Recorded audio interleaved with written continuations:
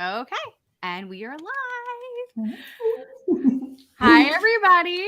I am here today with the incredible Lucrezia. Did I say that right? Okay. Yes, you did. And we are here to talk about all things legal for your blog and for your business, because this is one of those areas that, like, we start our blogs and we just throw caution to the wind, and then somebody says, like, oh, I got the big S word, I got sued, or like they got into some kind of trouble, and then suddenly it's like a panic of like running around chasing, like, what do I need to protect myself? So let's prevent that from happening. And I'm going to let Lucrezia introduce herself to you guys.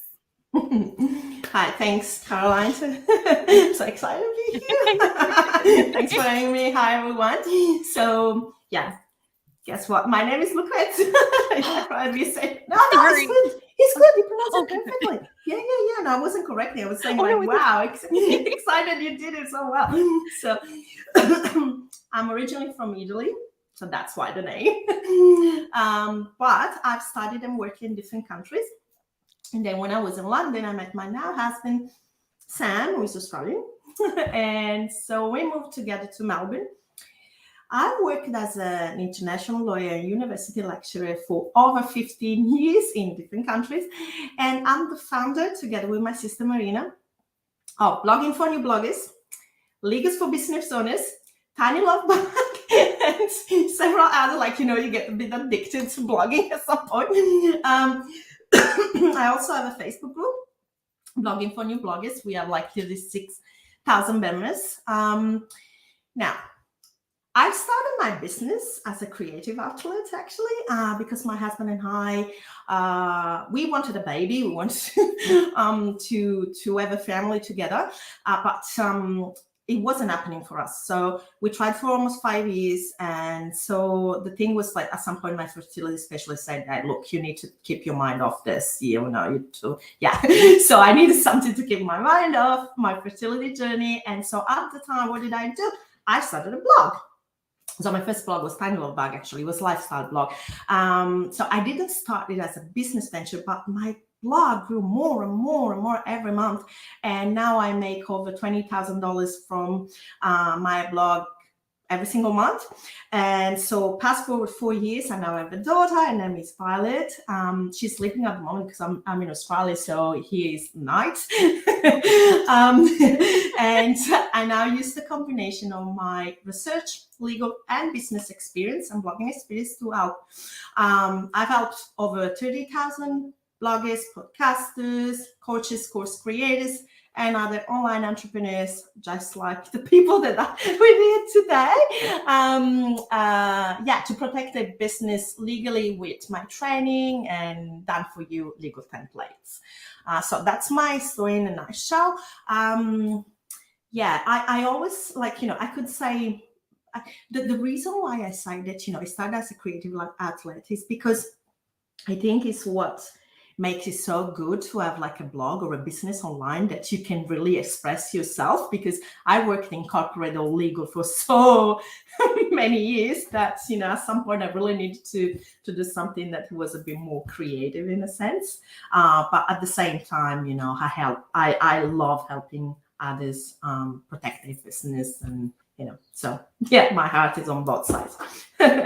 That's perfect, because that's what we're all here for. Like, it's really intimidating as a blogger to want to talk to a lawyer and to try to explain to a lawyer. It's like, I make money on the internet, but not in that way, but like in a good way. But even like I have the same problem with my accountant.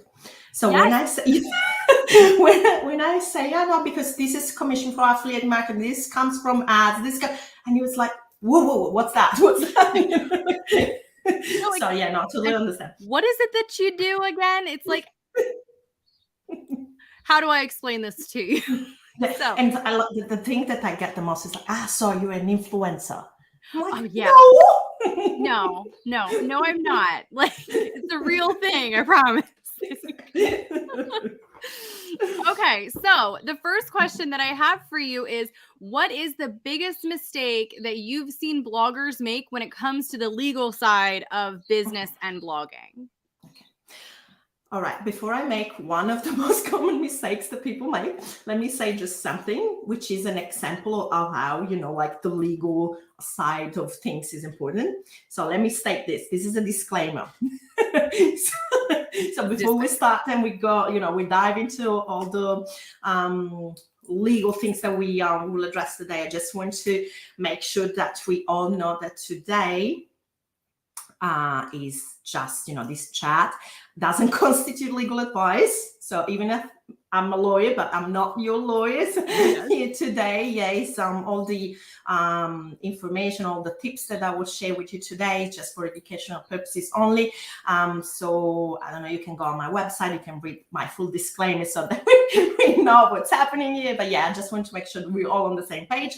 And this, like you will have to do, this is just like first step. Do this every time that you publish a blog post, anything, I always have a disclaimer that is, like, so that disclaimer, maybe we can cut through this later. Now to answer your question, the common mistakes.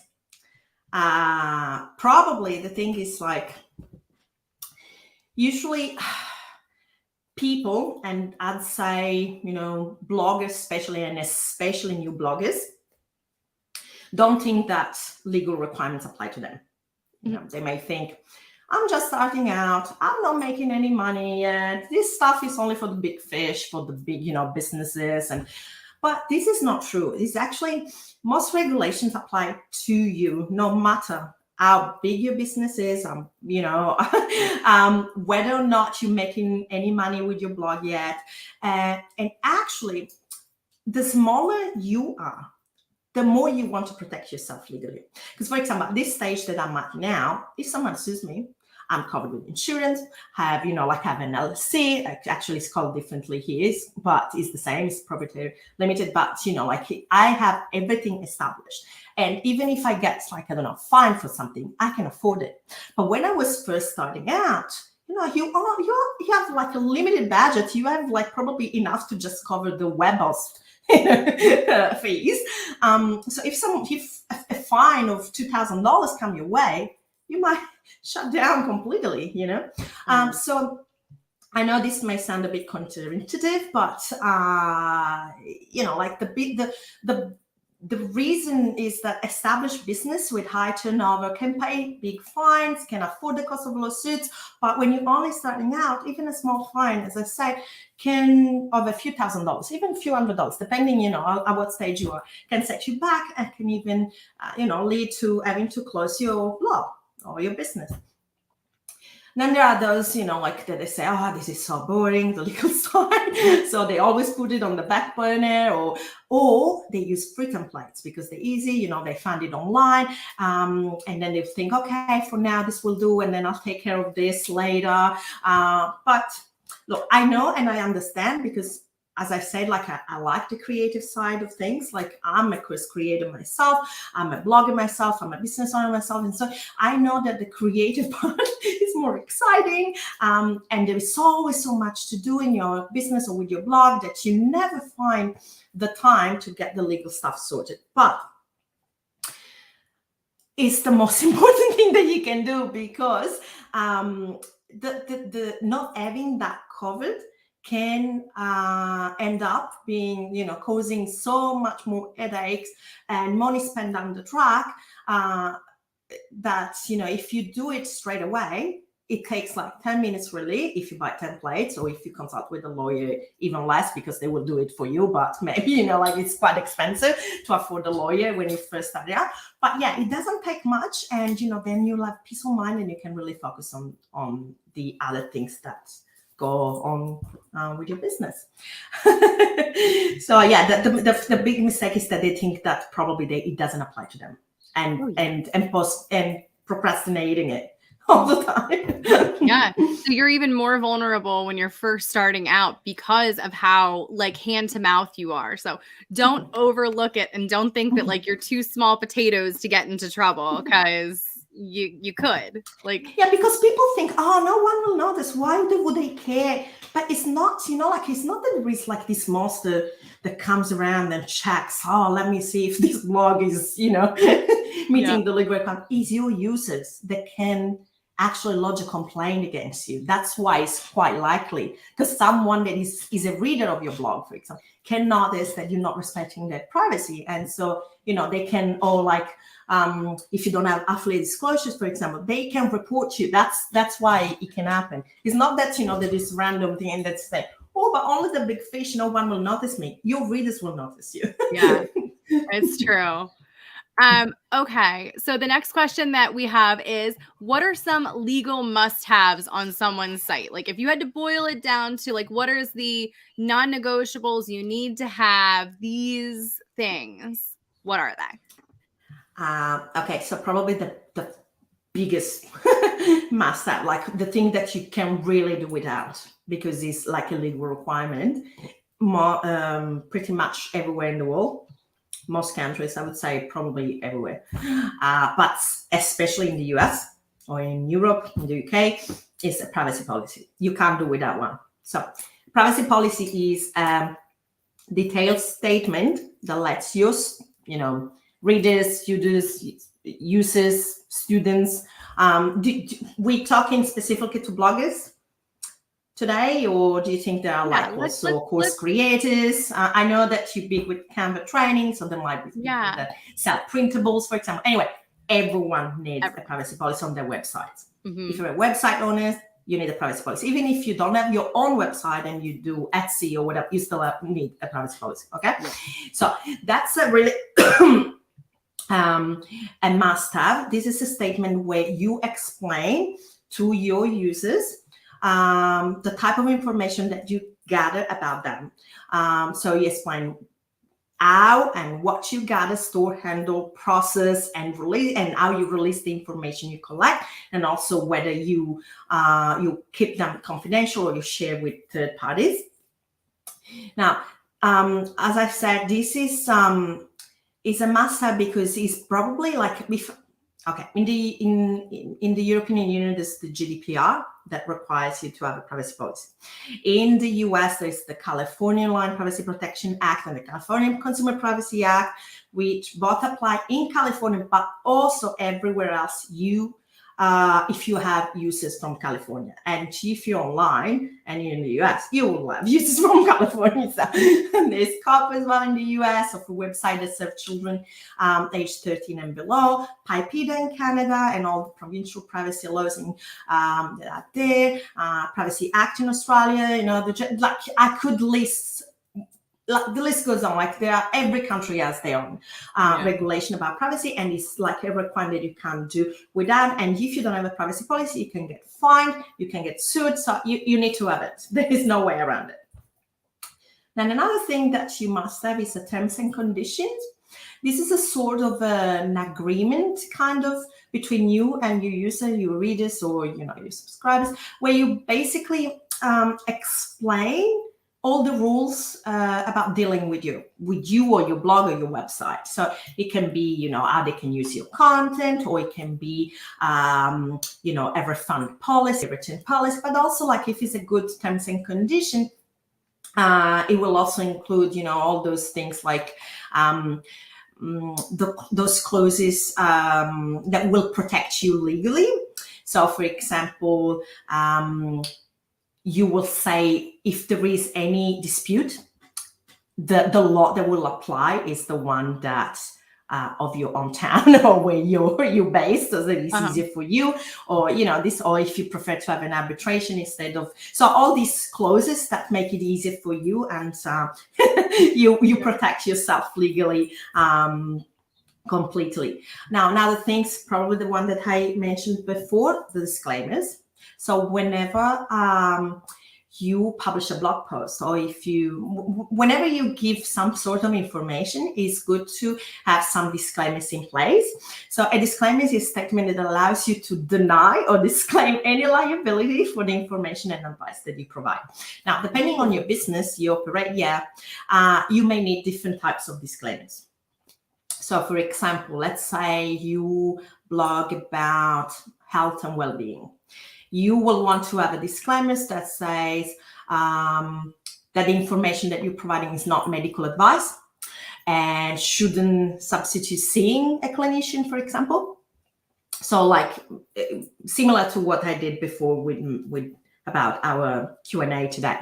But so people usually tend to think, oh, okay, so disclaimers are only needed if I talk about finance or legal or health and well-being, something where, you know, there are professions like, you know, lawyers or doctors. No, whatever you blog about, it's always good to have a disclaimer, because someone might read, you know, your tips about something and then they follow your tips and then they get in trouble and then they come back to you and saying, now, you know, like, you need to compensate me for what happened to me because I read your blog and I followed your advice. So it's better to have it for a general disclaimer, and then depending on your niche, you can have a specific one.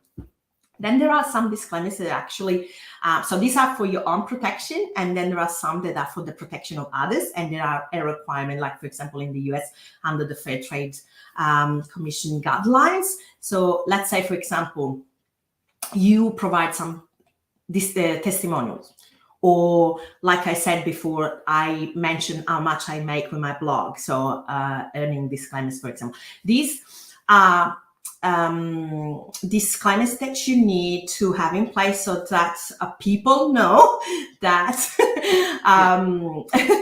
it's not like the general, like it's not that because you buy a course from someone, for example, it's not that because they make $100,000 every month, next week you will make the same. So they need to, So now probably the last must-have that any website should have is a disclosure, because it's another legal requirement.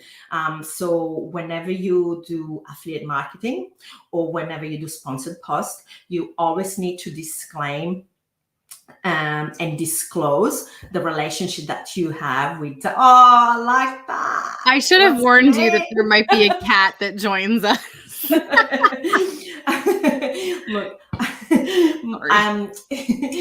usually like when I do videos, my dog appears and starts snoring so loud, or like, so yeah, I love pets.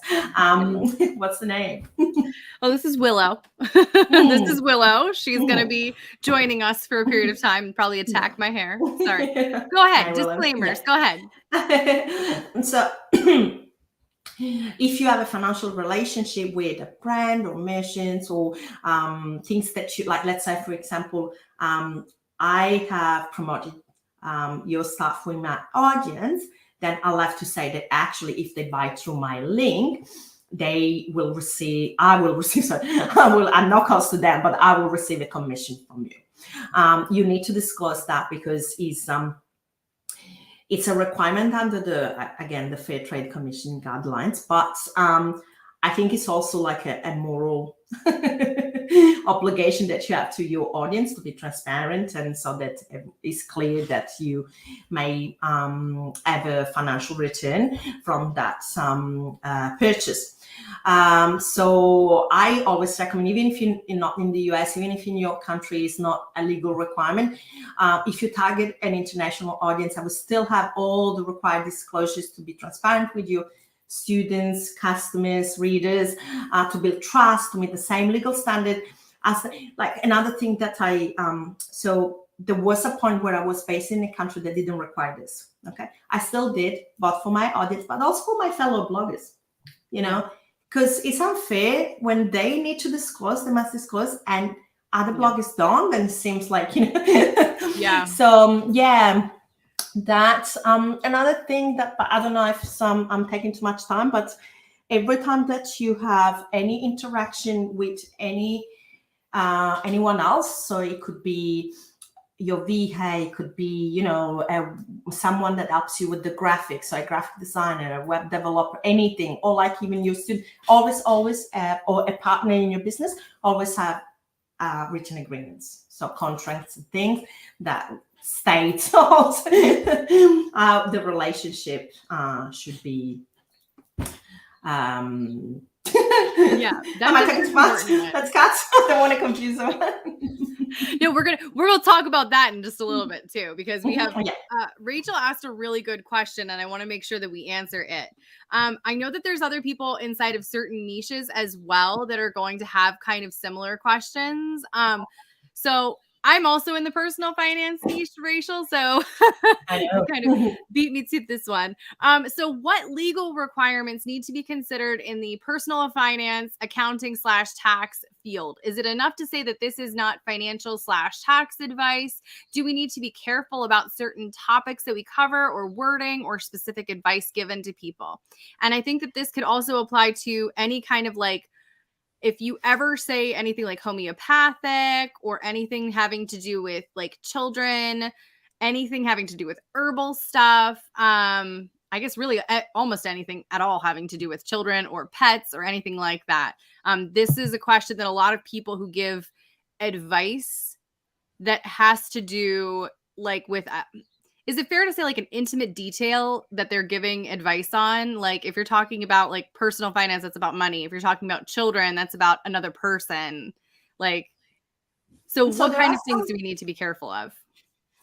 There are some topics that are more, they called My Money, My Life, I think it's called, where even Google requires a certain ETA, which is like expertise, trustworthiness, and authority.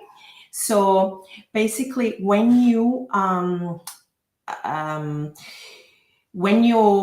blog, or you do YouTube videos, or when you offer tips about in a niche that is related to money, so finance, or legal, or health, because so anything that can affect someone's money or someone's life is more regulated, and you need to have like more stringent disclaimers in place, because you can really get in trouble. So you need to make sure that that's not legal or financial advice, but you also need to be careful in not giving that advice. So it's obviously having the disclaimers and telling people before any blog, whenever you write a blog post, at the top, the first thing you need to put is a disclaimer saying this is not financial / legal, whatever it is, advice. And then you need to have a link to a full disclaimers page where you actually go into details about what you cover, what you're not. So saying, like, I'm not your accountant, or I'm not qualified to do this, I'm not qualified to do that, or I have this accreditation, but now it's standing that like, is this on this website, I'm not offering that. If you want, book a consultation where like you sign an agreement, and so you need to cover yourself, but you also need to be fair towards like your audience, and so don't give advice if you're not qualified to give advice. You can speak from your personal experience. So for example, what you do, Caroline, when you give advice about like your thrifting skills, that's good, because you're not telling people buy this credit card, or sign up for this. That's financial advice. That's only people that are qualified to do that, and only once they hire you in that capacity they give.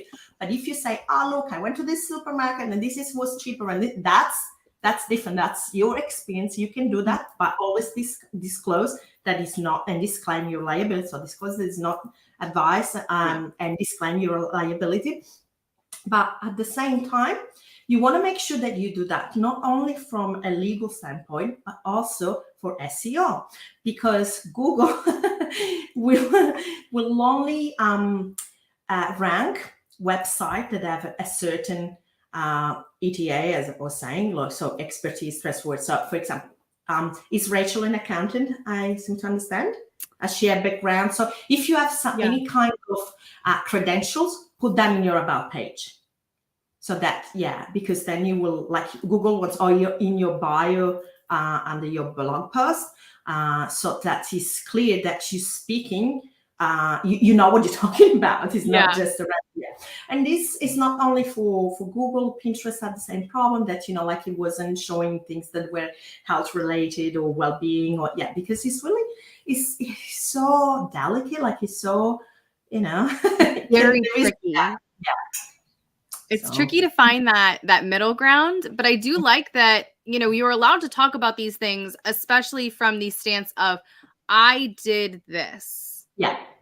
Feel free to try it, knowing that it is not financial advice, but I did this, and if you want to, go for it. So is there anything like, as far as like the content from these people, is there anything that they need to be really careful not to talk about? And I know that we're kind of painting with a broad brush here because we don't want to just talk about like taxes or just talk about health or just talk about legal. But is there anything under those kinds of topics that could get hung up, Any topics related to this content, this type of, this area, these niches, can be a bit tricky. But at the same time, there are teachers, like if it's for educational purposes, as long as you tell that it's for educational purposes, and as long as you frame it as educational, you're not telling people like, okay, do this in your tax return. Like you can say, okay, for when you do a tax return, you will have to include this and that and that, and you explain how a tax return works, and then everyone will figure it out which one they will have to put in their own. It's not like they're saying do this and then you give them one option because like you're giving specific advice about their own circumstances. That's advice when you go in. But if you're just teaching our tax return work, I mean, teaching is not it's not forbidden, Yes. I like that. Teaching is not necessarily giving advice. No, not at all. Yeah. Okay. So that, I think that puts me at ease as a personal finance person on the internet. So thank you for that. I appreciate that. So that's why it's like informational, educational content is different from advice, where you go and consult with someone and say, do this, do that. So if in terms of like the example that we were doing, we were talking about earlier, I just don't go, you can quote all the different circumstances, but don't go specific and pass on someone and advising them what they should do. Yeah, it's a very important thing. Okay, so the next question. Oh, good. We did help Rachel out. Actually, there is one thing that you can say specifically to them, and is consult with a lawyer, a doctor, an accountant in your specific jurisdiction. This is what I say. I always say, like, if you need advice, go to a lawyer. Yes. If you need advice, talk to a lawyer. I am a lawyer. To an accountant. I am an accountant. I am not your accountant. Yeah, exactly. I'm a tax professional. I'm not your tax professional. It's a very important distinction to make there. But thanks, Rachel. Okay, so the next question was, what can I do to protect myself from people stealing my content? What if somebody does that? What are the proper steps to take? All right, that sucks. I know, right? All right, so man, and it's so common. It happens so much. It's so annoying. So you have two things that you can do straight away. So first, you can contact the person that has stolen your content, and make sure that you do, preferably by email or letter, something in writing. I have a template for that. That is, like I have lots of templates, but what I've done is like I made them all available as a bundle, so that you pay like a small thing, and then like you have everything that you can have a need throughout your blogging career. But you can also buy separately. Anyway, so you basically send a cease and desist letter saying to either give you credit or to remove the infringing content. So basically the thing that they stole and they published on their website. They say either you give me credit with a backlink or this, if you're happy with that, or you can just say, look, just remove it. I don't want you to have that on your website. So the best way to do is with the cease and desist letter, because so they will know that you're serious about it. It's not like, don't write just a couple of lines saying, "Hey, that's my content, just take it down," because they will just But if you write a certain thing that's in legalese, they will be more likely to take it seriously. And 80% of cases, this will do the trick. Like, they will remove it straight away because they get scared. They say it's not worth it, I'll just remove it. But in case they don't respond or they refuse to remove the content, you can, and that's probably the easiest and thing to do, and probably the one that will have a better outcome, is to contact the internet service provider, which is a fancy name to say like their web host. So I don't know, SiteGround, Bluehost, whatever. You call them, and so if you don't know what their web host is, there is a website that's called Whois. You can put the domain of any website, and it will tell you which is the web host. Probably they will also tell you who the honey is if they didn't do the privacy thing.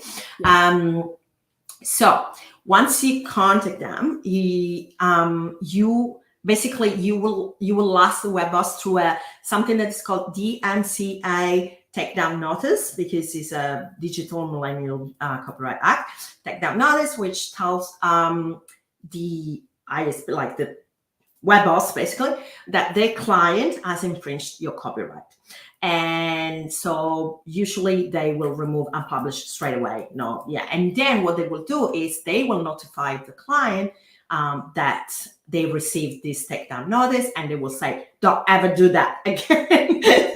And so they will give them a warning of not repeating the copyright infringement in the future. And that's, like I don't know if they will probably, when once a thief, they're always thief, but at least they know not to mess with you. They might start stealing from someone else, but terrible. So is there like a you can also sue.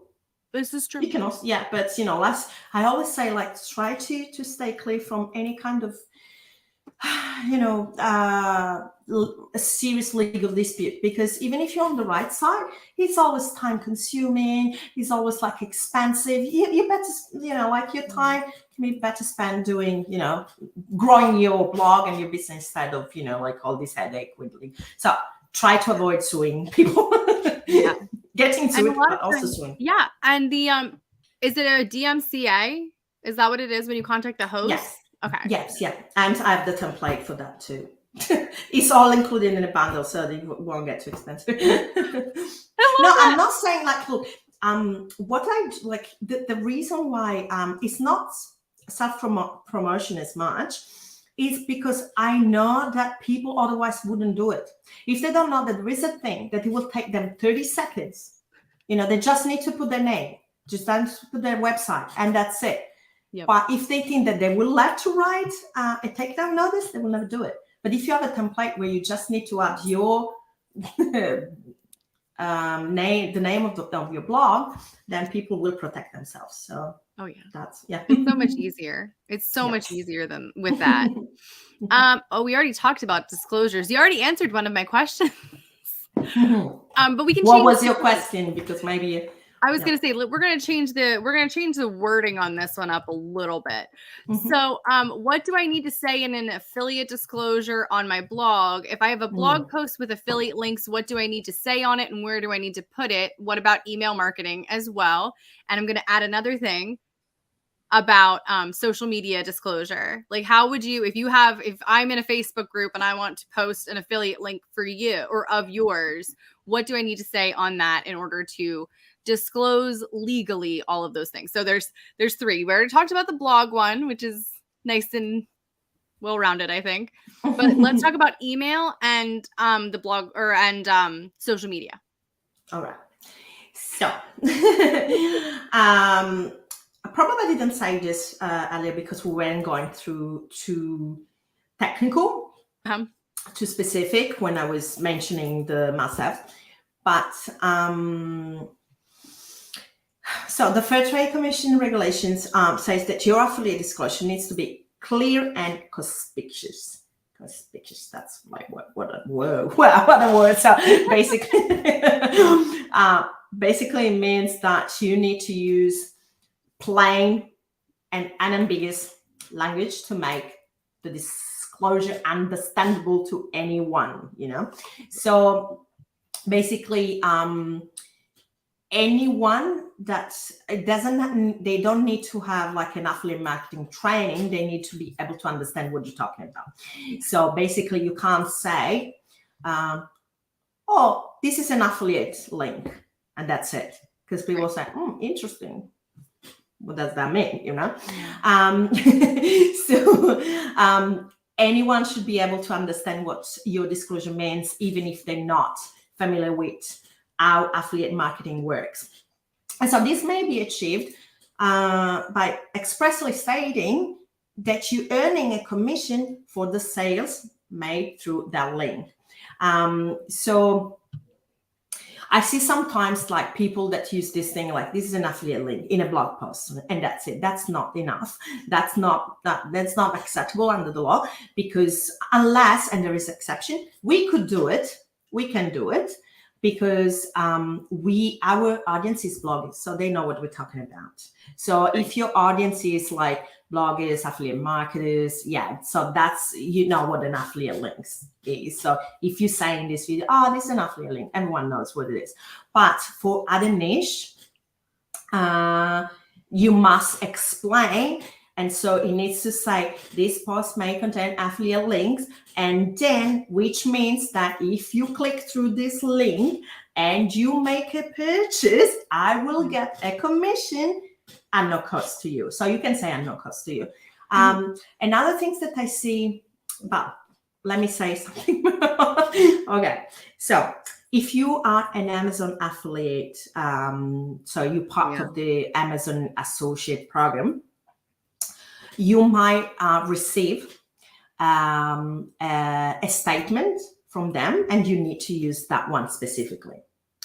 While if it's not Amazon, then you can be a bit more, creative, as long as it's clear and you make it clear in layman terms what that means. Now, what I was about to say before is that sometimes people say, and if you buy from this link, you will contribute to running this blog, or like to help me out. Don't do that, because if you are with it's not, you can get kicked out of Amazon Associate Program. Oh yeah, Amazon gets cranky. Amazon's very there's so many do's and don'ts that so the two exception that you have when you don't have to have all this long segment is, if your audience is very familiar with, the jargon and everything, or on social media, as you were saying. So, because especially when you have like limited space on social media, like with limited carry, especially how Twitter used to be. So you can just add affiliate, hashtag affiliate, then they will, that will be enough. But I always say, have these short things, but always have like a big disclosure page where you got in detail about how all works, and how you feel promoting, like your affiliates and the brand that you have a relationship with. Another thing that we need to know is that, as you said, where to put it at the beginning, at the top of your blog post, and always before any affiliate links that you mentioned. So they need to be warned before they encounter, they find any affiliate links in your blog post, so that they will know that if they click on something, you might be cooked, like, they can, you can be tracked with your cookies, and so you need to do it beforehand. You need to make it in a way that is visible, and is also like in the same kind, with a strong background that is not that is hard to read, or not like I see people that they put it in the sidebar. That's not enough. Like, it needs to be in the same kind of font, and same thing as your blog post, not like smaller that they can't, like the fine prints. No, it needs to be visible. Then did I miss something? We were saying email marketing. So you also, yes. Oh, sorry. Oh, I was going to say, so using on like Facebook or Twitter, you can't really do it on Instagram, but like on Facebook and Twitter, where you can actually have the ability to click a link. Doing AF or affiliate is enough. Okay, so I do, because, for example, in my Facebook group, it's blogging for new blogs. They all know what is affiliate. So I do AF is enough. By law, you can just say affiliate links on social media. You know, they don't require you to have the full disclosure. But the more the better, like the more transparent you are with your audience, the better. Like the thing that I always say about, you know, like I see many people that in my niche, they use scare tactics, you know, that's not my thing, because actually the legal side of blogging or your business or anything is actually something beneficial for yourself, like to yourself. So there are so many benefits. And one of if having all these disclosures in place, yes, they will meet legal requirements. So it's less likely they will get in trouble. You won't get fined, you know, all of that. Also, they will build trust with your audience, and people that trust you will buy more from you. So, you know, also you will build trust with Google. Google will, you know, help ranking, and it's also like you will be accepted into affiliate programs, because, you know, I was saying, like with Amazon, but many other affiliate programs, if you're not compliant with legislation and regulation, they won't accept you. Or even if you get accepted, you can get kicked out. As soon as they find out that you don't have the right disclosure in place, they can just, you know, under their terms of service, they can say, bye-bye, you're out. So, you know, like it's all in your interest to actually comply with legal requirements, and they protect yourself and they protect your users. So what's better than that? Exactly. For email marketing, speaking of Amazon affiliate associates, don't use affiliate links in your emails. It needs to always be in a public place or a website. So if you want to do just link to your blog post, but if it's a normal affiliate, always put disclosures in your emails as well. With emails, a bit different, because, you know, like it's weird to start an email. Hi, Caroline. Yeah. This email may contain affiliate links. Come on, who does that? So it's okay probably to put it at the end, or like in your footer, like but don't quote me on that.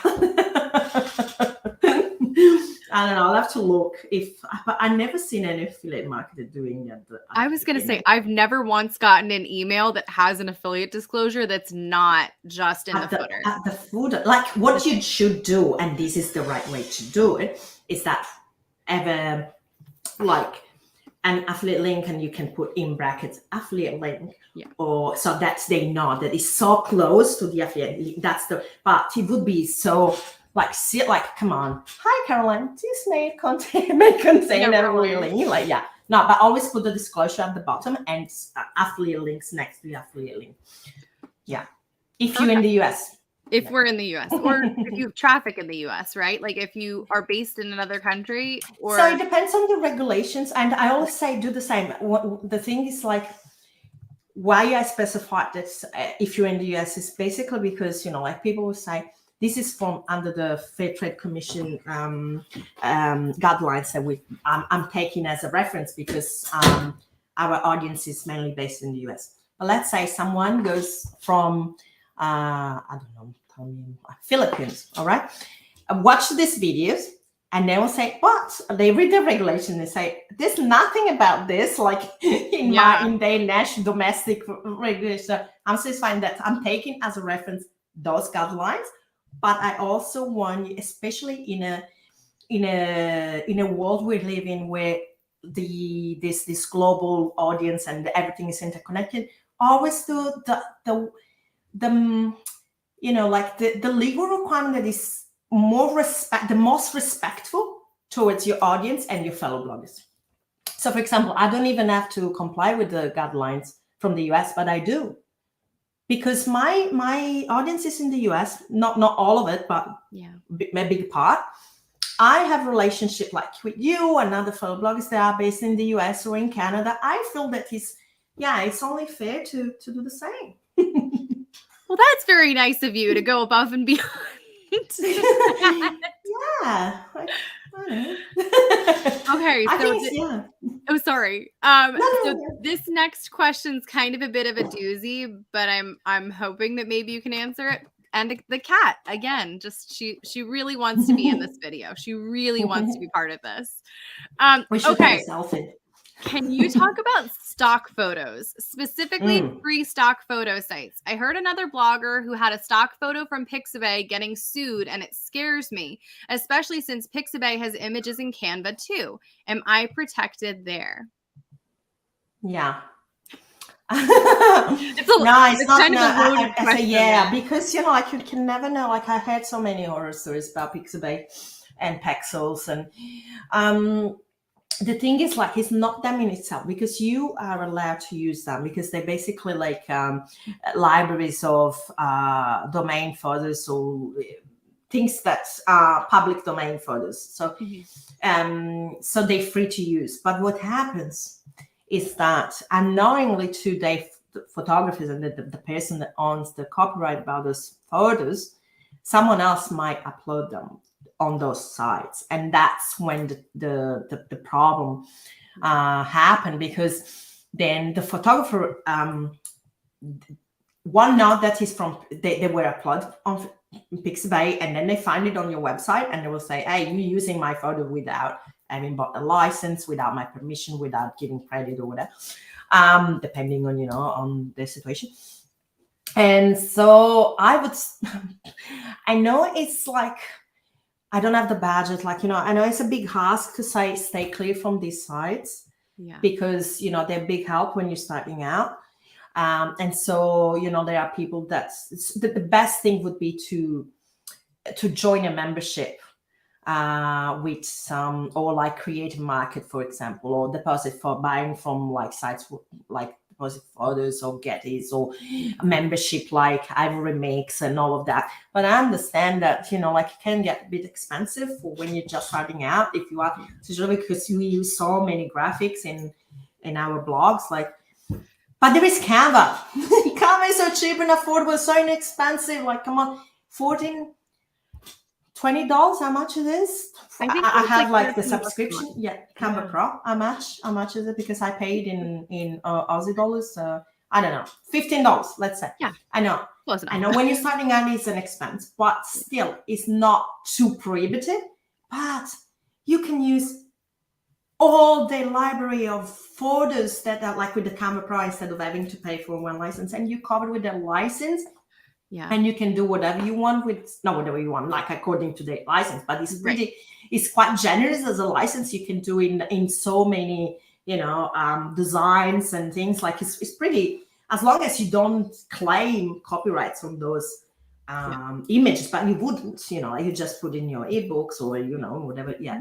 So, and the only thing is, like, if you use Canva Pro, I think there's this limit where if you use a photo from them, like a stock photo under Canva Pro, for your website, you need to stay within some limit of pixels. So, if you put your featured image in on your blog post, you can't have like a big resolution kind of thing. You need to be maximum 600 per 800, I think it is. So 480,000 in total. Because otherwise people might download it from your blog post and use for free on there. While if the resolution is not that good, they wouldn't be able, when they download, you lose it, like the quality. So there's only this limit. But otherwise the license from Canva is amazing. So I have seen images from Pixabay, like it'll say where the source is on Canva. Are those safe? Because going straight from Pexels or Pixabay has, ever since I heard about people getting sued, I'm like, no more ever again. But I've still seen that it says like Pixabay on Canva. Would that be still safe? The funny thing about Canva is that they say that if something in their stock photos, it says that is from Pixabay in the free, like free stock photos thing. If for Pixabay, you need to refer to their license. So not Canva license, but Pixabay license. And so I would probably get Canva Pro and use the Pro ones instead of the Pixel because it's so affordable. So I wouldn't be like, I'm not, it's easy for me because when I started blogging, I was still working full time in my field. I was making a good income. So it was easy for me to invest in my blog. So I don't want to, so I wouldn't say buy things. I do from Deposit Photo or Ibermix and all that. But because Canva is so affordable, I feel okay to say maybe invest in that because then you will have peace of mind. If you really can't do Canva Pro, which is understandable when you're starting out, probably go on Pixabay and do a bit more research and find whether that person, if there are like thousands of photos from that photographer, it means that he has a proper account. And, like he's actually giving, Or you can contact them, or you can give credit, or you can, there are ways of, but always read the license and always double check if you're using free stock photos. Yeah. That's the biggest thing. Every time that anyone asks me about like something about like, can you do this on Canva? I'm like, read the terms and conditions, read the licensing agreement. Don't ask me. I'm not your lawyer. Like, you have the same information that I do. Or contact them. Yeah. Or reach out and ask them because then you have like proof that you talked to somebody and they said it was okay. And that's why it's good to have like the Pro account because then you will have this license and this, peace of mind that everything is checked with them and, it's fine because it's, Perfect. So this next question, I want to know this personally, but I do have, this was a question that we got. Can I write up my own terms and conditions and privacy policy, or do I need a lawyer, or do I need to pay a lawyer for that? Can I use templates that somebody gives out in a bundle as my terms and conditions and still be safe? There was kind of two questions, but was this a question from someone or yes, it came up? Okay. It depends. Do they have a legal background? Probably not. Okay. So if there's nothing wrong with writing your own, it's not illegal. Again, like as I said before, I'm the most easygoing and laid back. Where I will never say like, no, you can't do that. Like all this scam words. No. Yeah. If you feel confident and comfortable that you know what you're doing, and you have the patience to go through and study all the regulations, all the legislation in your countries and the country of your audience, go for it. That's like you can do it, but make sure that you cover yourself. Now, what you can't do, you can never do. This is for this. Taking notes. One, don't copy other people's terms and conditions. Don't do that. And that's for many reasons. The first one is that it's copyright infringement. So even for legal stuff, they're copyrighted. And so it's not only that the person from, that you're copying from, so their website owner can sue you or send you like what we talked about, the takedown notice. And if they found out that you copied the illegal pages or not only them, but also the lawyers or that they consulted or they bought the templates from, they can recognize, I can recognize my templates from 500 miles away because it's my writing, it's my wording. So I know when someone is using my template, so I could sue you. But another reason why, and it's probably more important, why you should never copy someone else legal pages or terms and conditions is because you don't know what legislation applies to them. And so so what happens, for example, is the GDPR is a regulation from the European Union, and this is a very, very strict and very demanding regulation. If you copy someone else's terms and conditions or privacy policy, and they are compliant with the GDPR, but you're not, you don't need to, then by using that wording, you're actually making yourself needed to comply, but then other parts of your website might not be compliant, and you just by copying them, you actually caused yourself to be in legal trouble when Does it make sense what I say? It's a bit Yeah. so basically like, to summarize is like you don't know what legislation applies to them, and so you might say things that you shouldn't because of where you're based or your audience is based. That can be completely different from where they're based. Another thing that you shouldn't be doing is using free templates or generators. I love sorry. No. I would love a candle. Because they're incomplete. Again, you don't know who has drafted them. You don't even know if they were written by someone that had a legal background. So yeah, don't do that. But if you have time to, like, the thing is why people buy legal templates is that they can just be done with it. Like they don't have to go through pieces and pieces of legislation and reading and you know, the other good thing. So the question was like, can I buy a bundle of templates and be safe? Yes, you can, because what happens is like, one, you know that is by, you will know who the person that's drafted them, who he is, like what the credentials are, so you can be safe.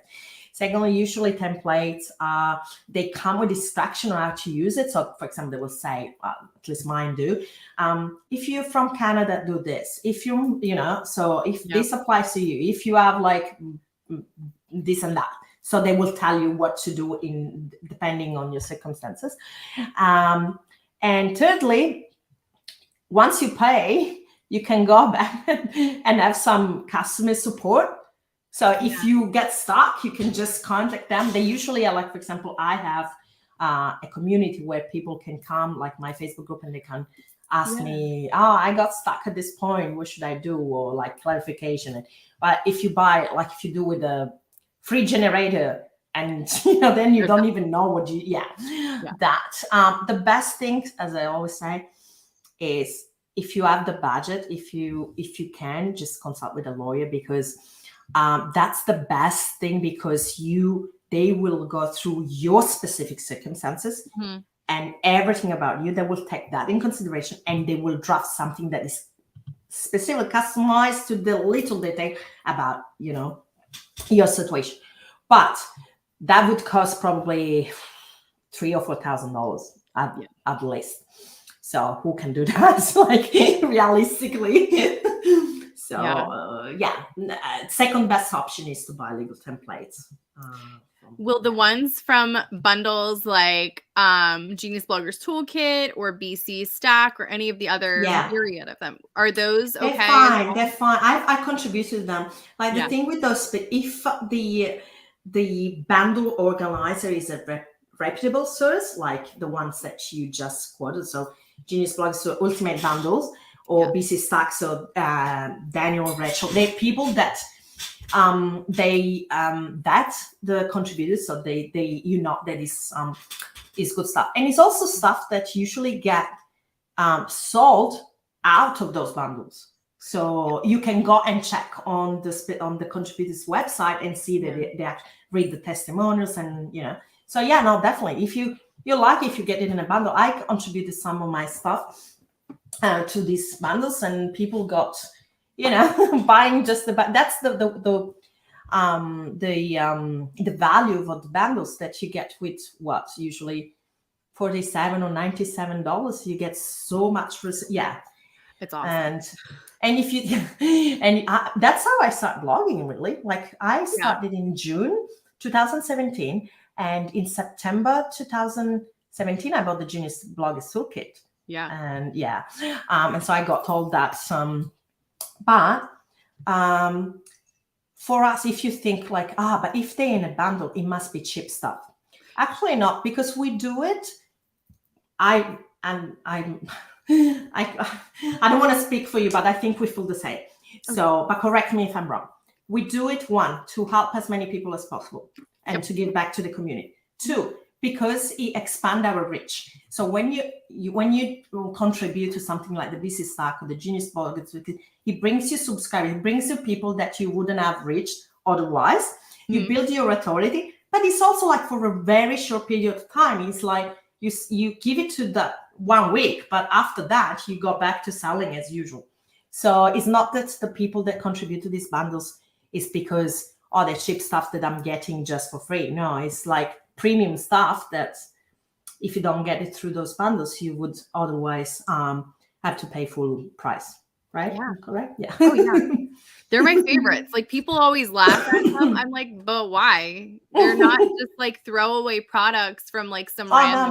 No. Yeah, They're if they're reputable, like like those ones that we were talking about.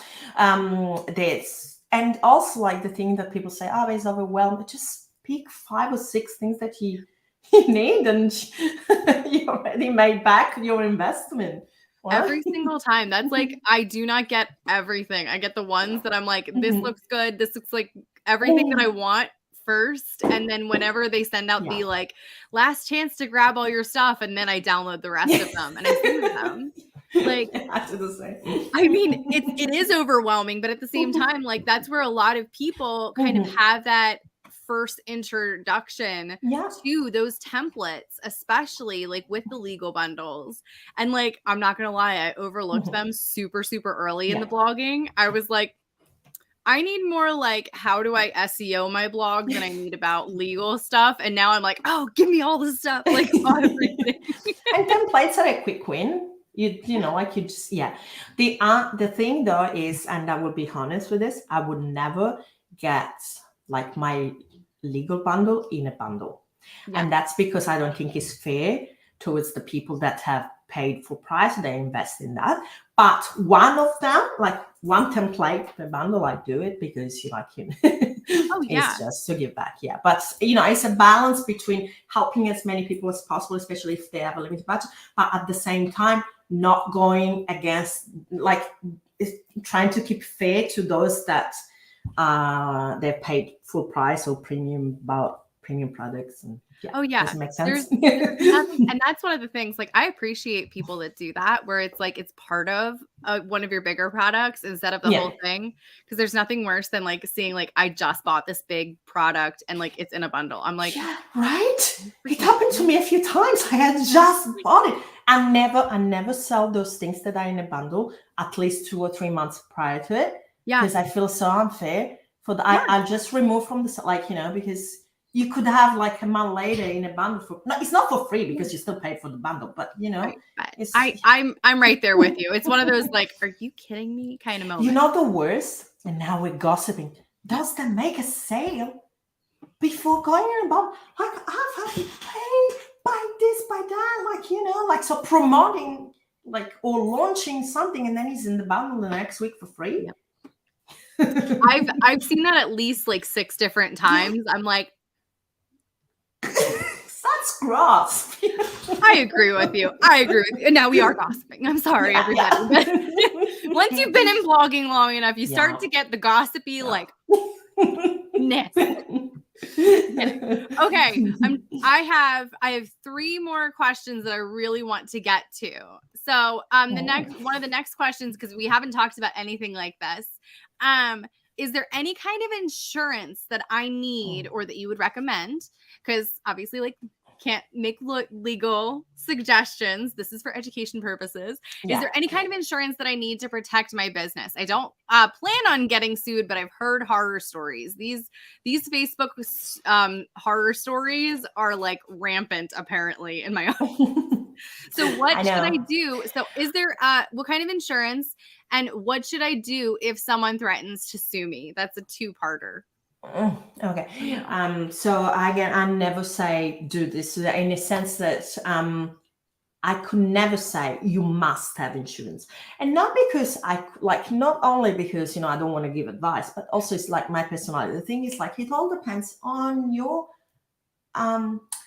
risk level, like, you know, how comfortable you are with taking the risk.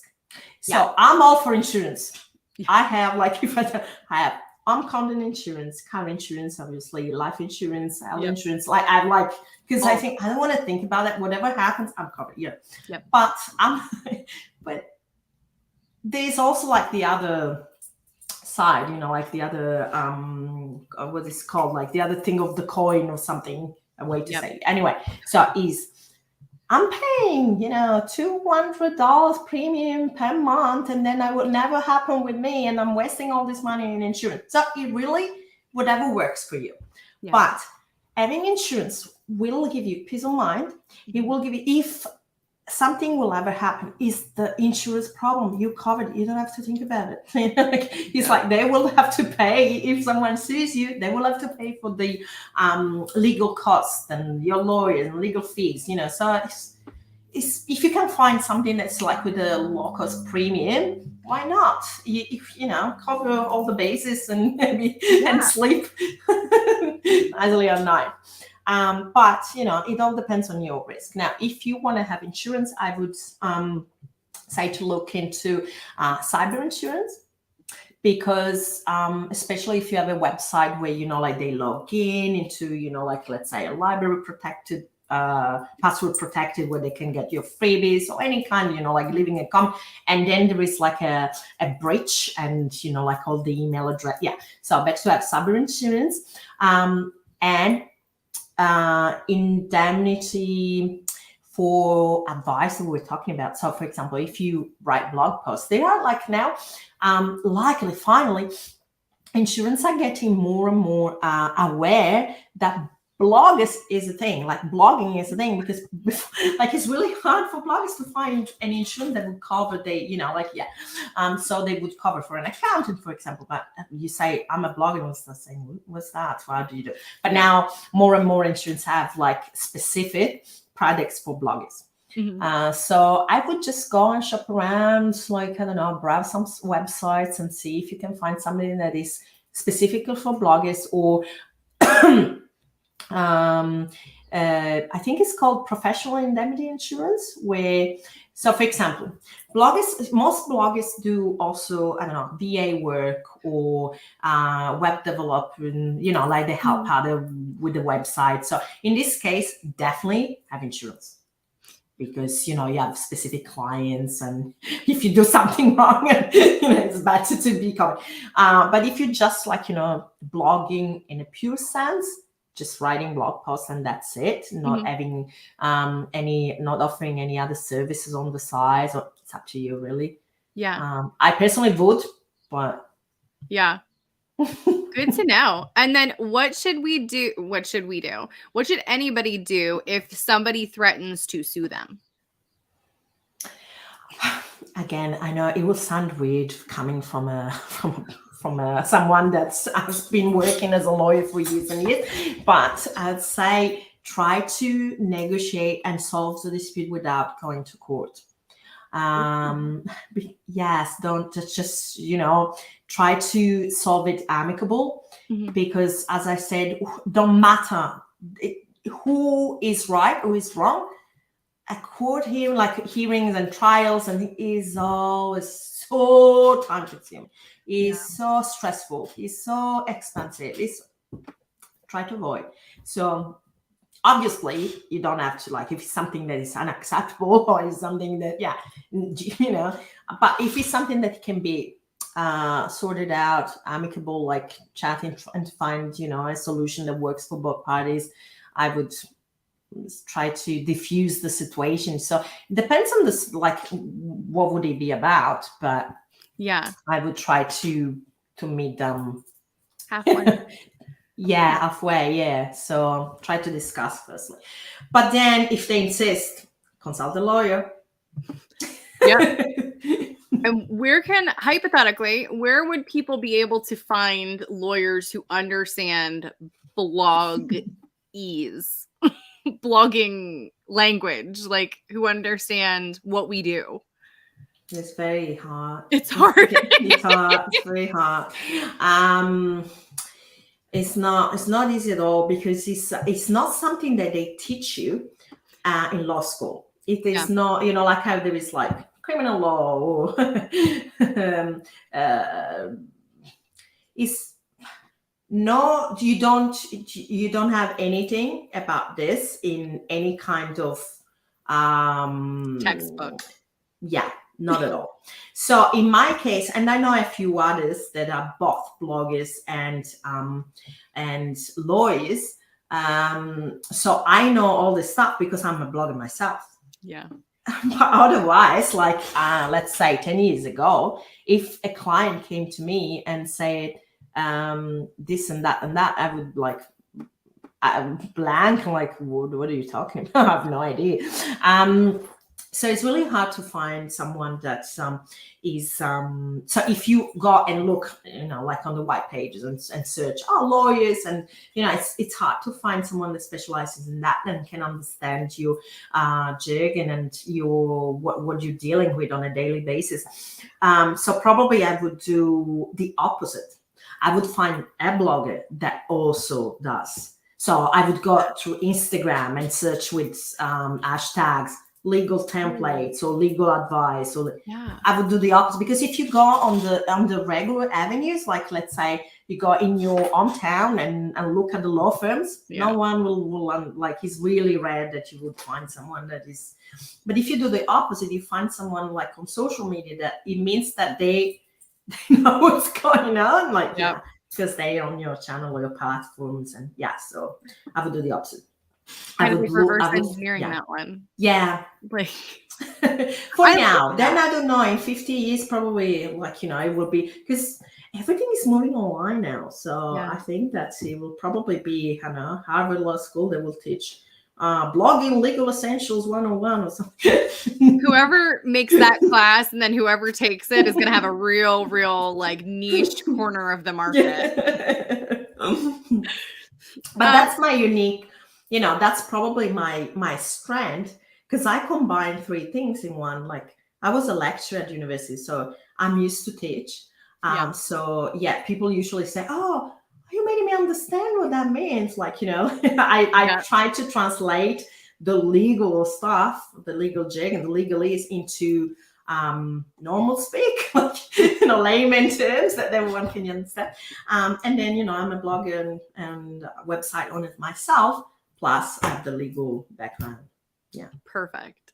I'm telling you, that is like the trifecta is knowing all of the information.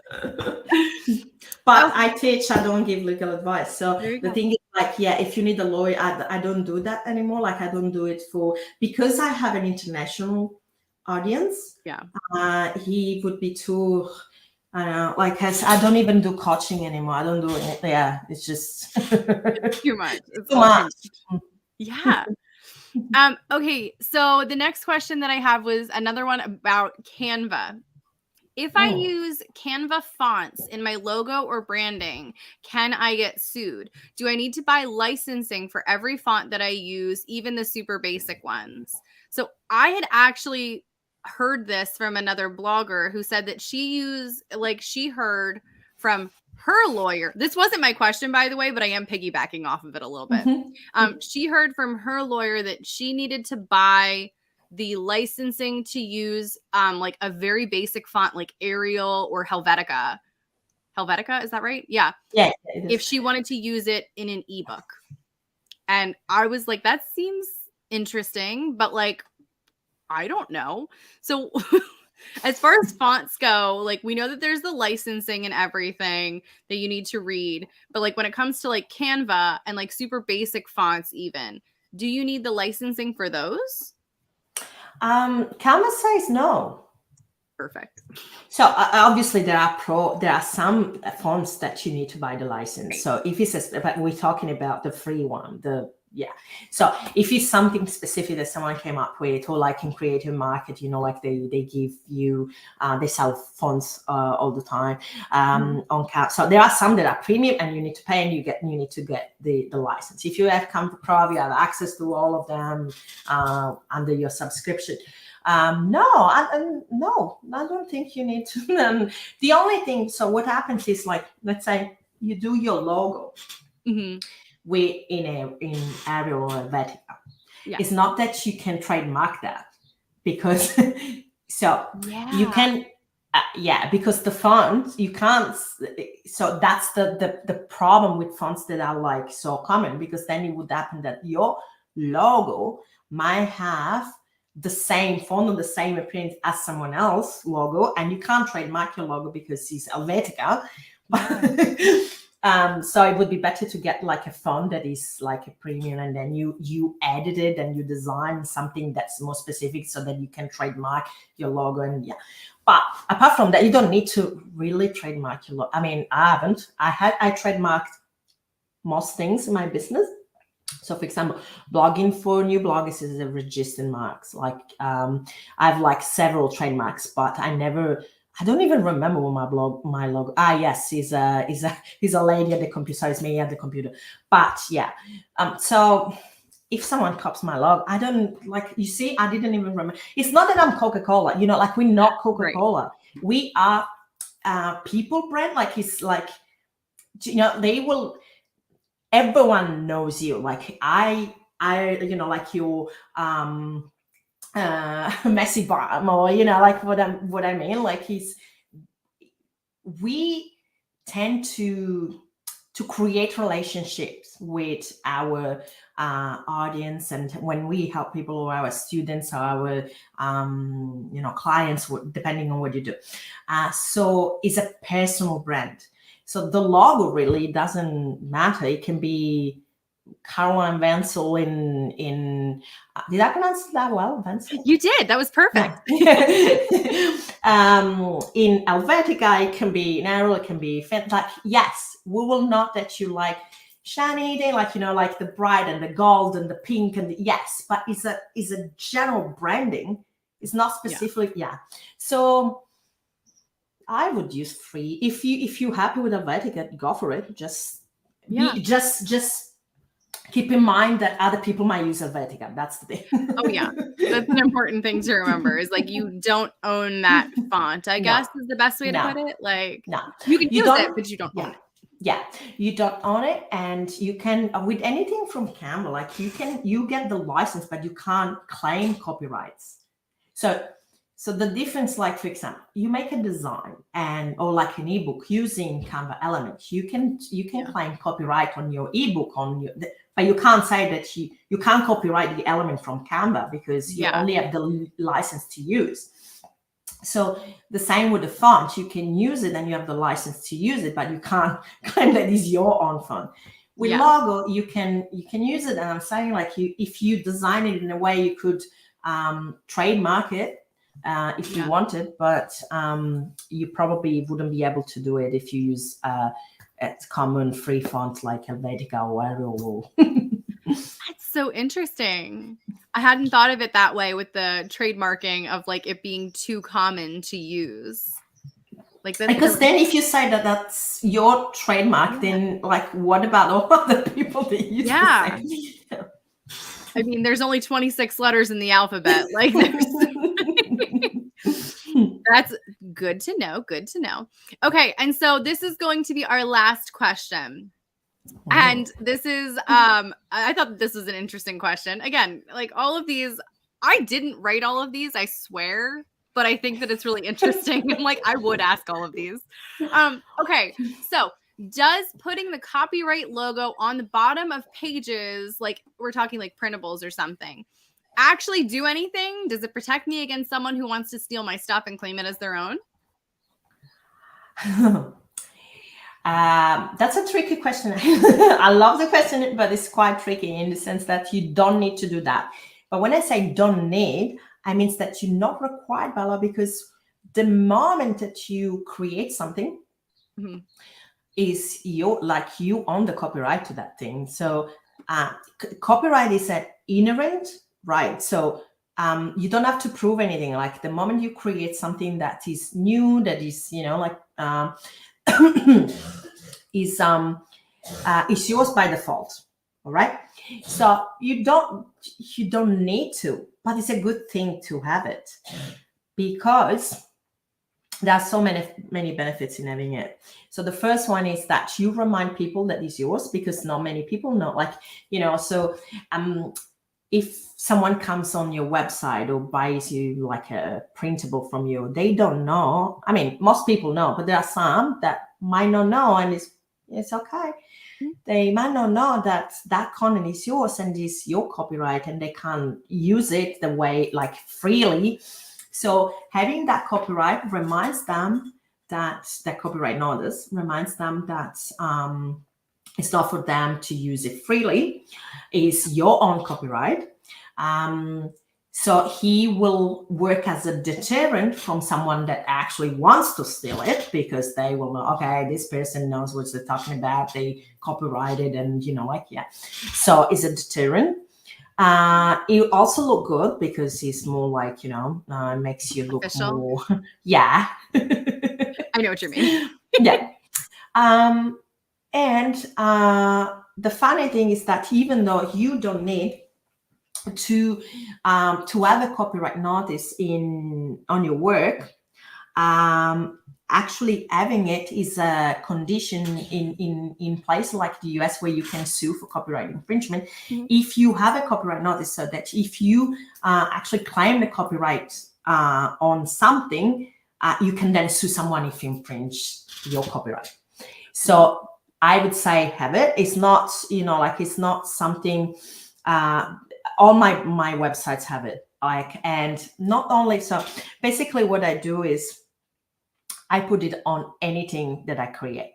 So it's on all my ebooks, all my courses, and I explain what people can or cannot do with that content that I provide.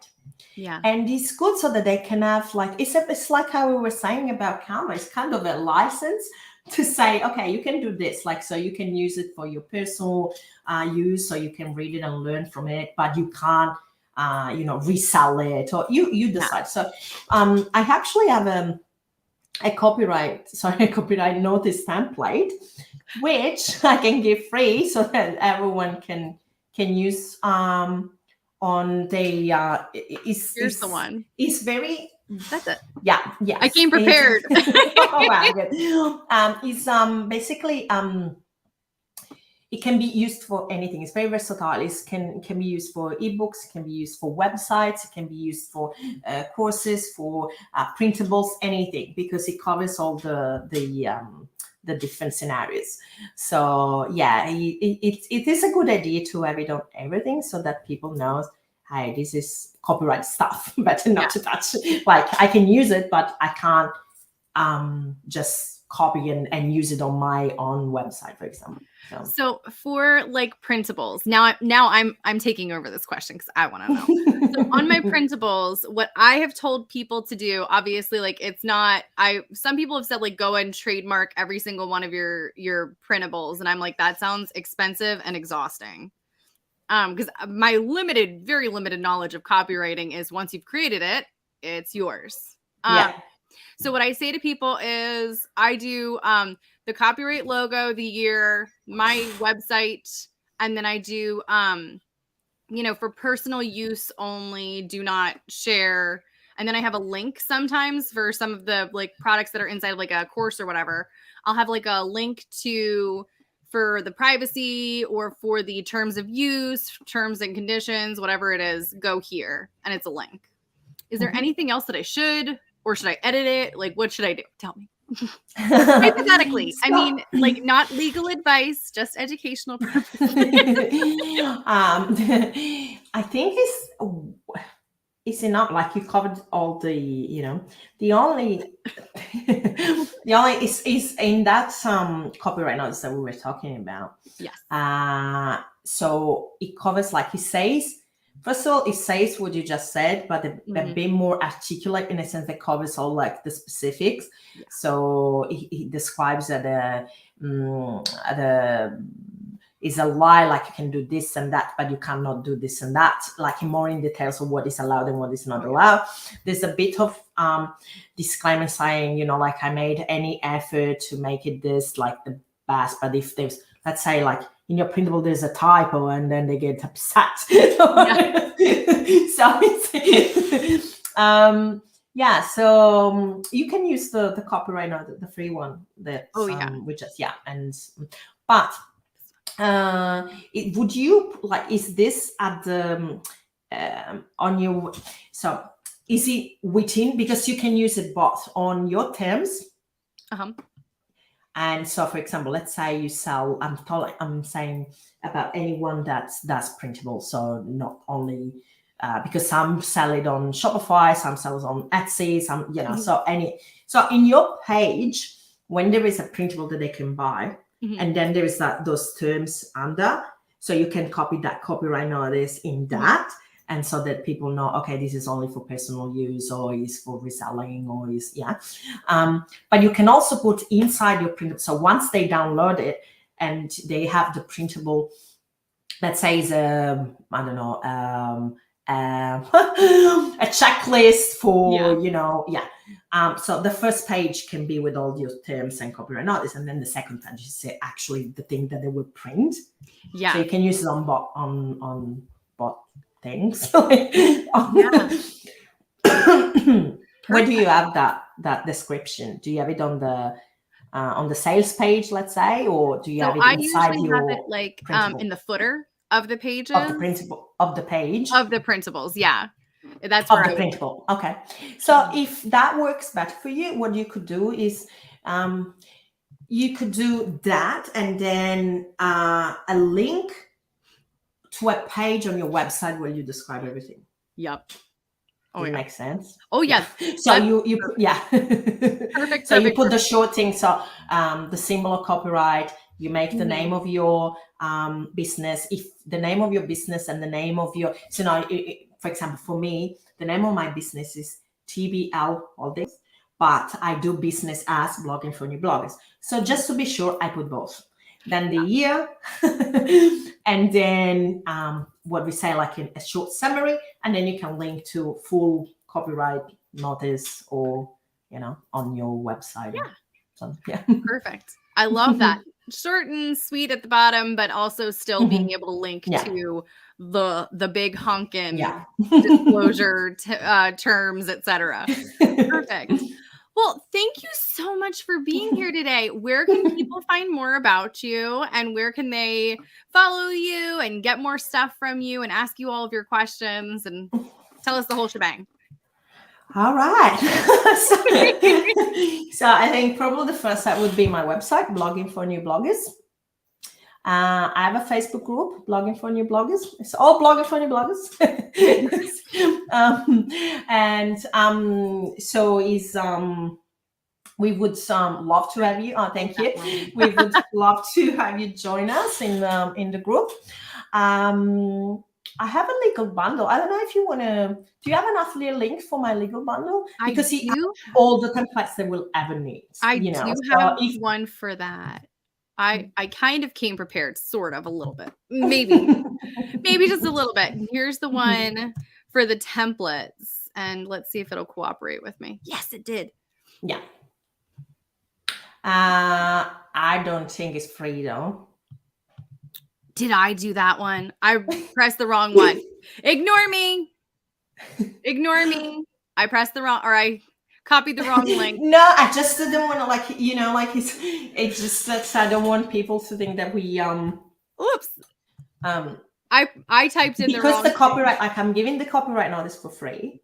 And probably they can go there, and what happens actually is good if they go there, because what happens is like they will have I think it's 15 minutes or 30 minutes where I give them the option to buy it at the discount price. And I think that's fair. So what I do is, because when you go for my legal bundle, and tell me if you agree with me, and you have all the time to read all the sales page, to see if to compare with other people. So I wanted to reward, that's the word, to reward people that take action. And so that's why I give a discount to whoever buys it in the next 30 minutes after they, it's a kind of a trip, it's an upgrade. Yes. But if you can snatch it for like, I think it's a $50 discount on a price, like basically more than 30% off or something. So yeah. That's awesome. Well, thank you for that little insider intel. I love it when people say like, I don't want to say like it's a tripwire, but it's kind of a tripwire. I like your upgrade word better. Yeah. But it's exactly like that. Like, if you like saving money, which we all do, speaks to my frugal heart. Lucrezia, thank you so much for being here today. I appreciate it. And and thank you for bearing with me. Because we all know legal stuff's quite it's not as exciting as other stuff, like we were saying, SEO. And yeah, so thanks so for enduring this. So important. And this is one of those things. So thank you so much for bringing Thank you. excitement into legalese and helping us understand it. And then it's not the big scary boogeyman that we all keep thinking it is. Thanks so much for having me, and thanks everyone who was here with us and was in the replay. And, All right, guys, we'll talk to you later. Bye.